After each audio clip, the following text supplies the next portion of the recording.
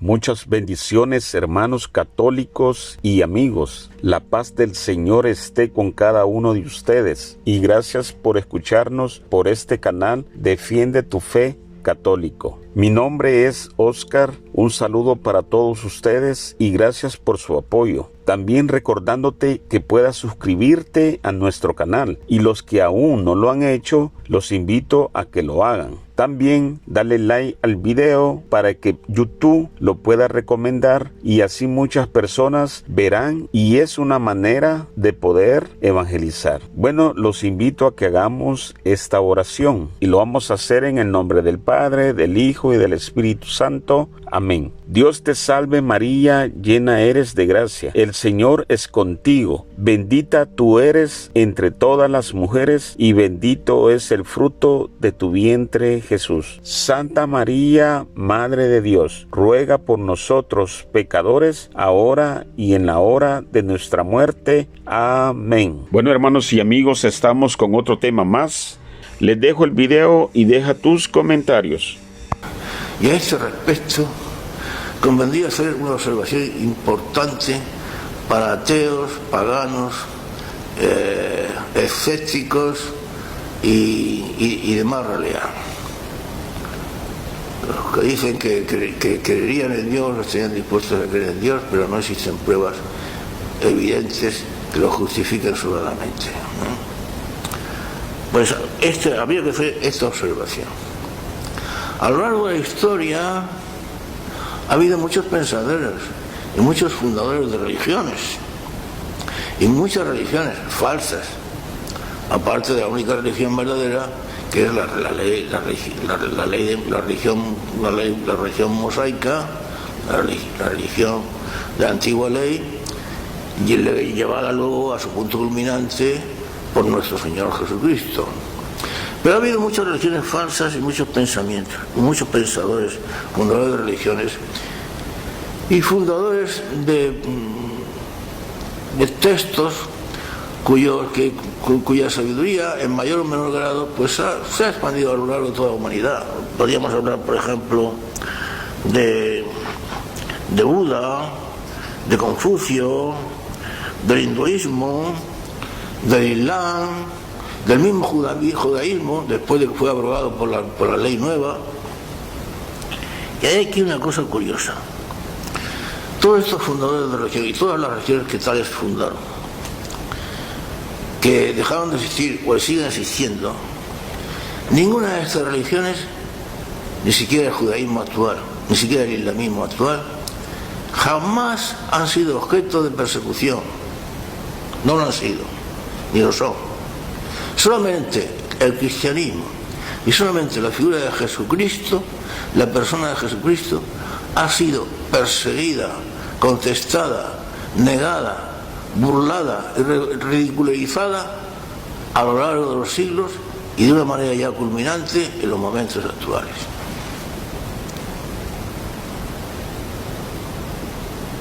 Eso debiera hacer, sería un argumento que debiera hacer pensar a mucha gente. Si este es el único hombre fundador de religiones que lleva ya más de 20 siglos siendo combatido, el único que lo ha sido, sin embargo permanece en pie, su doctrina sigue firme por más que sea combatida, y según su promesa no desaparecerá jamás, y su persona como persona sigue siendo venerada, estimada, adorada y sobre todo amada por millones de personas que lo han sido, que lo son y que lo serán. Algo tendrá esta persona, la persona de Jesucristo, hombre y Dios, que desde luego no han tenido los demás fundadores de religiones.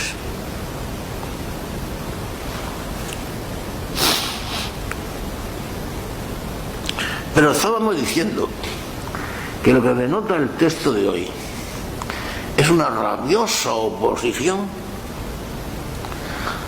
a reconocer la divinidad de Jesucristo. Y esta rabiosa oposición, pues hoy en día tiene palpitante actualidad. Hay una serie de hechos que se están llevando a cabo en la iglesia actual en la cual vivimos y de la cual formamos parte por la gracia de Dios, que más o menos a los cristianos de buena voluntad le llegan al alma y les duelen, pero y a otros resulta, para los otros resultan indiferentes o sencillamente no los consideran. Pero en general, tanto unos como otros, ninguno le da la consideración profunda que tienen estos hechos. Estos hechos aparentemente tienen el propósito de llegar a un buen entendimiento, a una especie de ecumenismo entre todas las religiones. ¿Por qué esta rivalidad entre las religiones? ¿Por qué los hombres no nos podemos entender? ¿Por qué no podemos llegar a una religión universal, perseguida por un gobierno universal, el nuevo orden, la New Age, la nueva edad? ¿Por qué negarnos a reconocer este comunismo? ¿Por qué negarnos a reconocer los valores existentes entre todas las religiones? ¿Por qué negarnos a reconocer que todas las religiones son auténticos caminos de salvación? ¿Por qué negarnos a reconocer que cada hombre en su religión está contento y satisfecho y no tiene ninguna necesidad de buscar otra? ¿Por qué negarnos a reconocer que cada hombre, siguiendo su propia conciencia, puede erigirse en ley de sí mismo y obrar consecuentemente, sin necesidad de poner su conciencia en concordancia con las exigencias de la auténtica ley divina? ¿Por qué negarnos a reconocer tales cosas? ¿Por qué negarnos a reconocer que hablar de Cristo es lo mismo que hablar de Buda o de Mahoma? Es igual. Cristo, Buda, Mahoma es lo mismo. ¿Por qué negarnos a reconocer tal cosa? Aparentemente se trata de unos buenos deseos de conseguir un honrado ecumenismo y un fácil y deseoso entendimiento y cordialidad entre los hombres. Pero lo que hay al fondo de tales intentos es la negación, la destrucción de la persona de Jesucristo y la negación de su divinidad.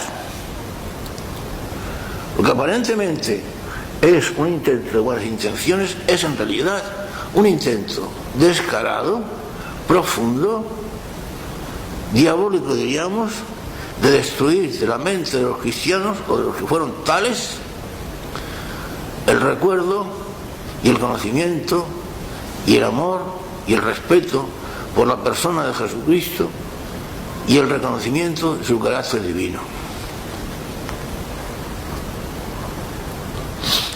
¿Por qué hoy día se cuestionan los milagros de Jesucristo?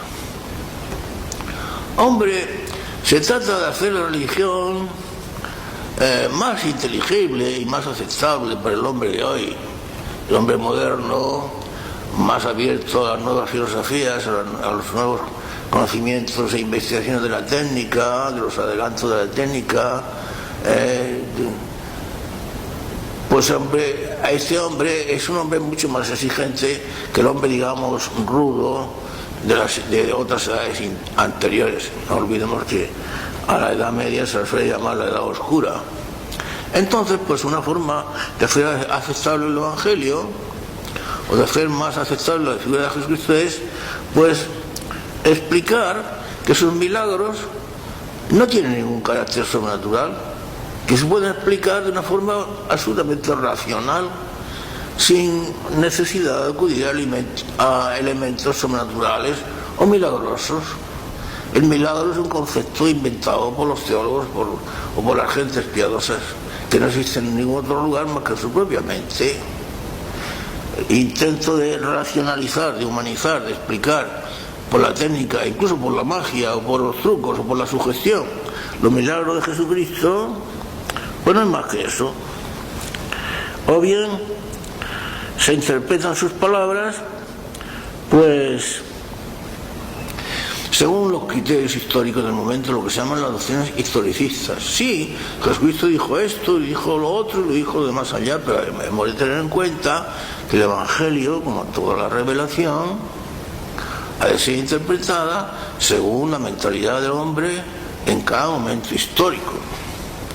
De manera que no es la revelación la que juzga al hombre, sino que es el hombre el que juzga la revelación. Estas teorías, que a los cristianos de buena voluntad les pueden parecer escandalosas y que la mayoría de ellos desconocen, son sin embargo hoy día predicadas claramente por la jerarquía católica e incluso por los mismos papas posconciliares, cosa que nadie dice, pero que es así. Se niega y se pone en duda la resurrección de Jesucristo. Personajes elevadísimos de la jerarquía católica, papas incluidos posconciliares, tenidos por una especie de santos o de seres casi prodigiosos por muchos católicos de voluntad, niegan la resurrección de Jesucristo. Ponen en duda o niegan abiertamente la virginidad de la Virgen María, el carácter milagroso del nacimiento de Jesucristo, y negar el carácter milagroso del nacimiento de Jesús es negar la divinidad de Jesús.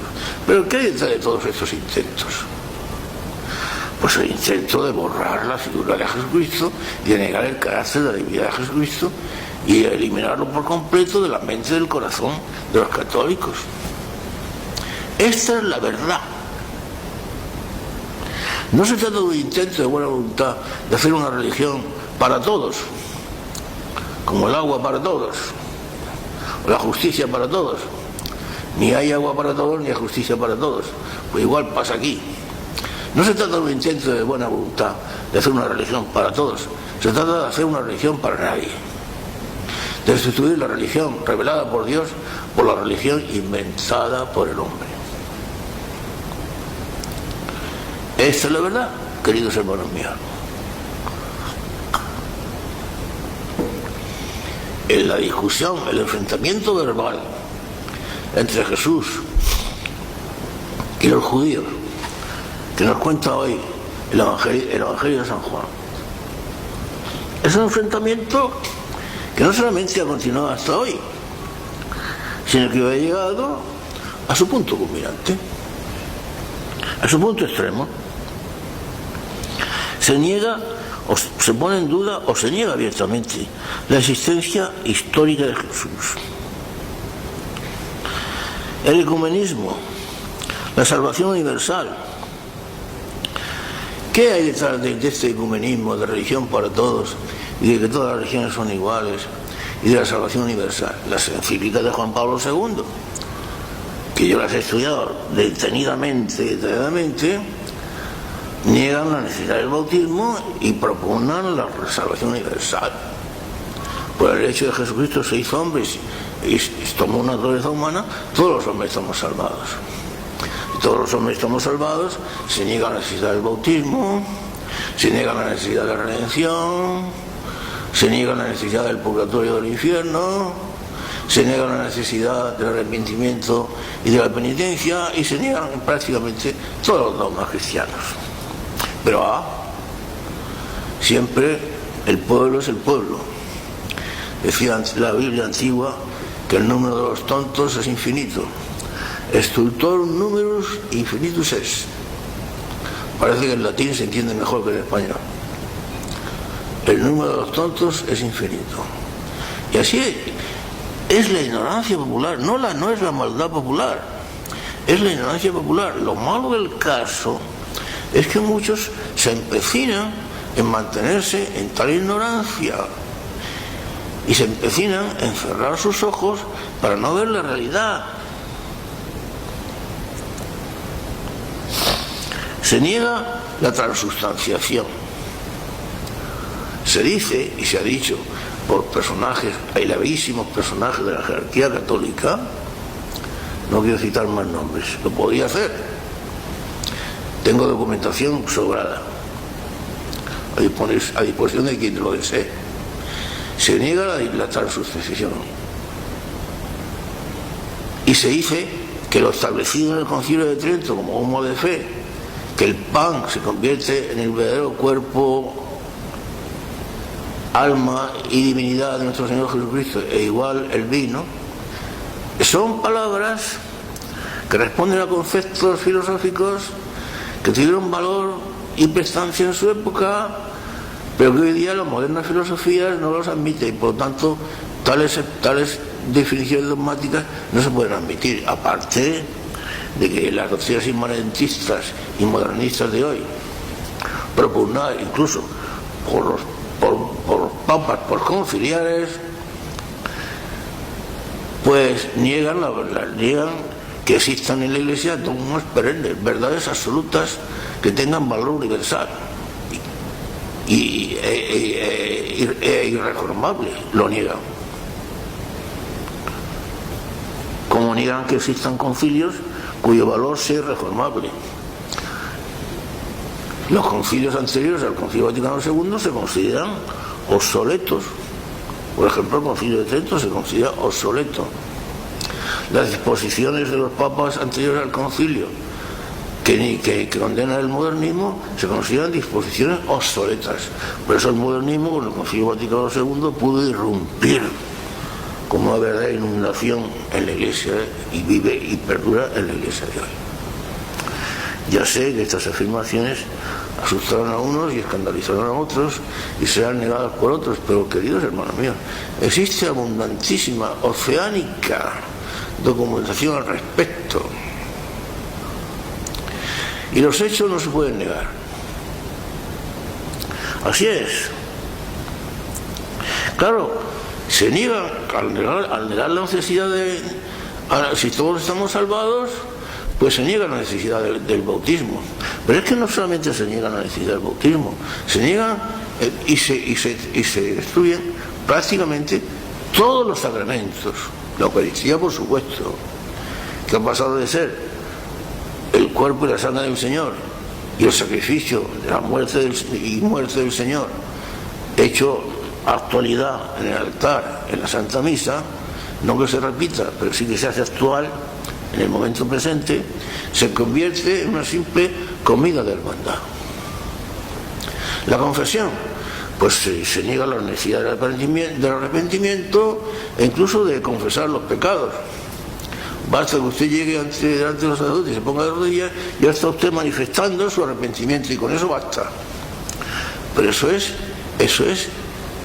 privar, destituir, desnudar al sacramento de su materia. El sacramento de la confesión, como todos los sacramentos, necesita una materia y una forma. La forma es la absolución del sacerdote y la materia son los pecados. Si no hay materia o no hay forma, no hay sacramento. Y usted va a confesarse, por mucho que se arrodille delante del confesor, y aunque sea golpes de pecho, y usted no manifiesta verbalmente o como pueda, si es usted mudo, pues por escrito o por señas o como quiera, pero usted tiene que expresar y manifestar sus pecados para que le puedan ser perdonados, porque así es disposición de nuestro Señor Jesucristo, que fue el autor de los 7 sacramentos. Sin eso no hay materia y no hay forma, y sin eso no hay sacramento. Y lo mismo digamos de la misa a la que ya hemos nombrado. Si la misa se convierte en una simple comida de hermandad, y es que en el fondo de todo esto, que aparentemente no son más que innovaciones, y que para muchos pasan como innovaciones para mejor adaptar el catolicismo a los tiempos presentes, el mundo está lleno de ingenuos, hermanos míos queridos. Y nadie se moleste, pero es la verdad. El mundo está lleno de ingenuos. Todo esto que para muchos pasan de innovaciones no es más que un intento descarado, feroz, de destruir, de disipar, de eliminar del corazón y de la mente de los católicos la figura, la persona y la condición de divinidad de nuestro Señor Jesucristo, bendito por los siglos de los siglos. Claro, ya no es. Y así, por ejemplo, por poner un ejemplo, por ponerlo porque es de mucha actualidad, yo pondría el ejemplo del Papa emérito. El Papa que fue, ya no lo es, Benedicto XVI. y que ya tampoco es Papa Emérito, porque no existe en la Iglesia la figura de Papa Emérito, aunque él se siga llamando Papa Emérito y vistiendo como Papa y haciéndose llamar su santidad. Pero en la Iglesia no existen dos papas, no existe. Pues que fue Benedicto XVI, actualmente sí, cardenal Ratzinger, porque ya renunció, y como él mismo ha dicho repetidas veces, renunció sin que nadie lo coaccionara, sin que nadie la chantajeara, renunció porque quiso, y desde el momento en que renunció porque quiso, dejó de ser Papa. En la Iglesia existe la figura del obispo emérito, de acuerdo, porque el obispo emérito cuando renuncia a su cargo sigue siendo obispo, pero el Papa cuando renuncia a su cargo o deja de ser Papa en todos los sentidos, y ya no hay ningún emérito que valga. Pero este hombre, que todo el mundo lo tiene por santo, a mí me asombra, y comprendo la actitud de muchas personas que no conocen de la vida del cardenal Ratzinger, que fue Benedicto XVI, actualmente retirado porque renunció.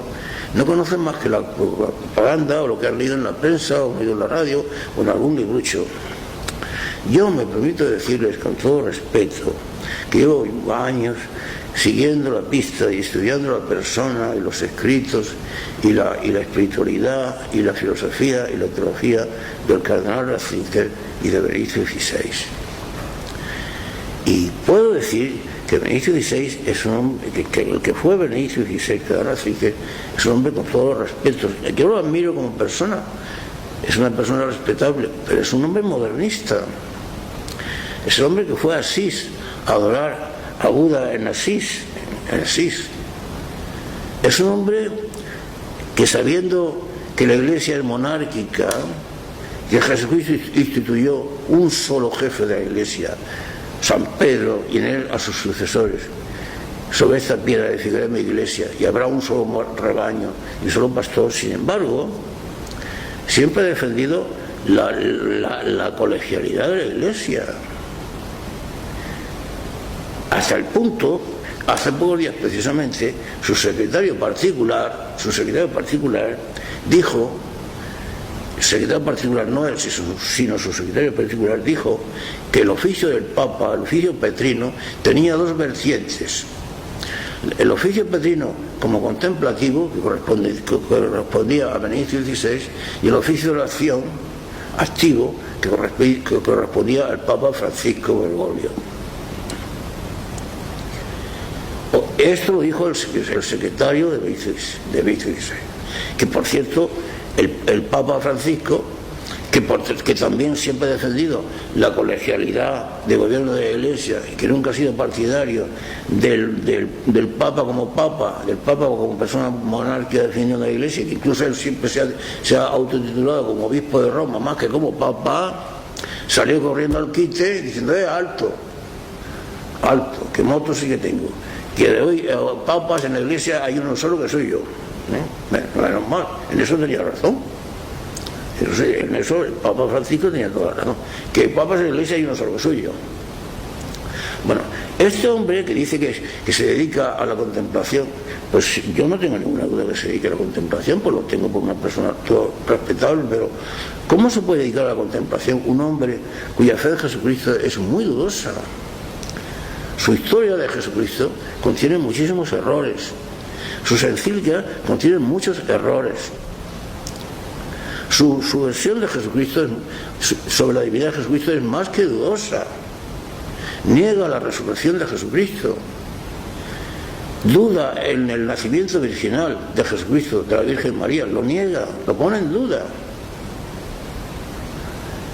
Si niegas la resurrección de Jesucristo o su nacimiento virginal, ¿cómo vas a creer en la divinidad de Jesucristo? Este hombre fue uno de los principales artífices del Concilio Vaticano II y uno de los principales autores de los documentos principales del Concilio Vaticano II. Este hombre fue discípulo predilecto de Rahner, que fue el gran fautor y factor del Concilio Vaticano II, un hombre descreído, un hombre sin fe, un hombre sin principios morales, vivía junto con una mujer, no creía en nada. Y sin embargo, un hombre es así, muy inteligente, muy inteligente. Yo lo conozco bien también porque lo he estudiado. Fue ese gran motor del Concilio Vaticano II. Y Benedicto XVI, el cardenal Ratzinger, era discípulo predilecto suyo. Discípulo predilecto suyo. Y seguidor de su... Es un hombre que es partidario de la corriente modernista historicista, según la cual no existen verdades fundamentales, vigentes y fijas y eternas, sino que las verdades varían con el tiempo, con los acontecimientos de la historia. Un hombre que negó el magisterio anterior al Concilio Vaticano II. Este fue el que dijo, por ejemplo, que la Gaudium Spes era un antisílabus, un documento contrario al sílabus del Papa Pío IX.